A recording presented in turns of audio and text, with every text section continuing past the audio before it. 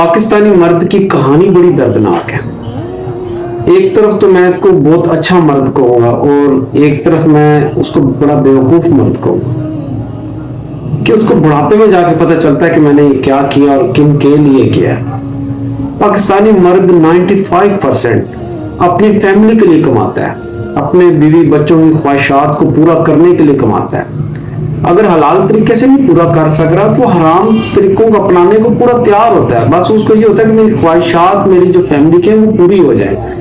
उसको हलाल हराम के एक एंड आता है कि वो छोड़ देता है, वो कहता है बस ख्वाहिशात पूरी करनी, मैं अपनी फैमिली को प्रॉब्लम में नहीं देख सकता। और जब वो रिटायरमेंट पे आता है तो उसके बच्चे इज्जत करना उसके छोड़ देते हैं। उसको वो एक ऐसे पॉइंट पे लाकर छोड़ते हैं कि उसकी आंखें तब खुलती हैं जब सारा कुछ हो चुका होता है कि मैं किन के लिए क्या करता रहा, मैंने अपनी आखिरत भी तबाह कर दी, मैंने अपना तमाम जवानी, अपना तमाम अपनी ख्वाहिशात मार के अपने बच्चों की पूरी की, और ये बच्चे इस तरह उड़ गए जैसे पिंजरे का दरवाजा खुलते परिंदे उड़ जाते हैं। एंड में वही तन्हा मर्द रह जाता है, एक कमरे का बेड होता है और उसके ऊपर उसकी सारी दास्तान उसकी आंखों के सामने चल रही होती है।